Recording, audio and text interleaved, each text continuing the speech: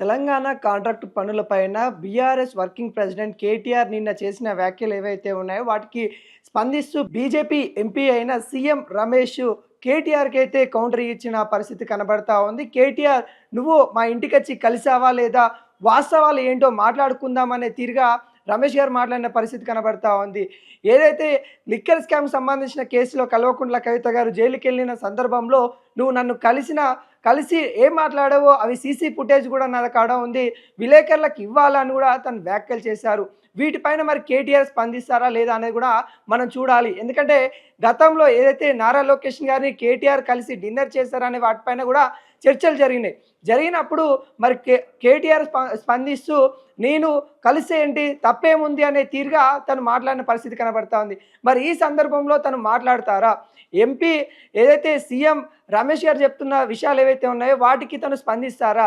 నువ్వు ఏ విధంగా కలిసావో అనే విషయాలు కూడా తనకి క్లియర్ కట్గా సీసీ ఫుటేజ్తో కూడా తన వ్యాఖ్యలు ఏవైతే ఉన్నాయో అంటే కేటీఆర్ సీఎం రమేష్ గారితో ఏ విధంగా మాట్లాడారు, ఆ విషయాలు ఏవైతే ఉన్నాయో వాటిని సీసీ కెమెరాల ద్వారా కూడా బందీగా ఉన్నాయి, అవి బయట పెట్టానా అనే విషయాలు తను చెప్తా ఉన్నారంటే వాళ్ళు ఇద్దరి మధ్యలో సంభాషణ ఏ విధంగా జరుగుంటుంది అనేది కూడా మనం ఆలోచించవచ్చు.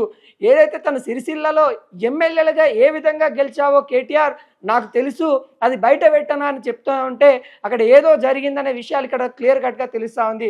అదేవిధంగా బీఆర్ఎస్ పార్టీని బీజేపీలోకి విలీనం చేస్తా అని నాతో చెప్పిన విషయాలు వాస్తవం కాదా అని కూడా సీఎం రమేష్ చెప్తున్న పరిస్థితి కనబడతా ఉంది. అనేక విధాలుగా అంటే కల్వకుంట్ల కవిత పైన లిక్కర్ స్కామ్ కేసు కావచ్చు, లేకుంటే బీఆర్ఎస్ చేస్తున్న పనులలో ఏవైతే స్కామ్లు ఉన్నాయో వాటిపైన కేంద్ర సంబంధించిన ఈడీ కావచ్చు, లేకుంటే ఏవైతే సంస్థలు ఉన్నాయో వాటిని మా పైన కేసులు కాకుండా చూసుకోండి, మేము బీఆర్ఎస్ని బీజేపీలోకి కలుపుతామని నాతో చెప్పింది వాస్తవం కాదా అని తను వ్యాఖ్యలు చేశారు. అంటే కేటీఆర్ ఏదైతే రేవంత్ రెడ్డి పైన ఈ కాంట్రాక్టులకు సంబంధించిన విషయాలపై మాట్లాడాలని తను అనుకున్నాడు. దాంట్లో నేపథ్యంలో బీజేపీ ఎంపీని తీసుకొని వచ్చిన పరిస్థితి కనబడతా ఉంది. ఆ బీజేపీ ఎంపీ కూడా ఇలా ఢిల్లీ వేదికగా తను కేటీఆర్ గురించి మాట్లాడుతున్న తీరు కనబడతా ఉంది. ఏదైతే తన గుండెల మీద కేటీఆర్ నీ గుండెల మీద చేసుకొని చెప్పు, మరి నువ్వు నన్ను మా ఇంటికి వచ్చి కలిసింది నీ వాస్తవం కాదా, నువ్వు నాతో ఏం మాట్లాడావో అవన్నీ బయట పెట్టాలని కూడా తనకు క్లియర్ కట్గా తను చెప్తున్న పరిస్థితి కనబడతా ఉంది. అదేవిధంగా మనం తన మాటలు చూసినట్లయితే క్లియర్ కట్గా కనపడతా ఉంది బీజేపీ ఎంపీ సీఎం రమేష్ మాటలు.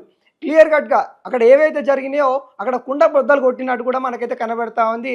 తనకు తానే సిచ్చు పెట్టుకున్నాడు కేటీఆర్ అన్నట్టు కూడా క్లియర్ కట్గా తెలుస్తూ ఉంది. మరి ఈ విషయాలపైన కేటీఆర్ ఏం చెప్పబోతా ఉంది అన్నట్టుగా ఉత్కంఠ రేపిస్తూ ఉంది.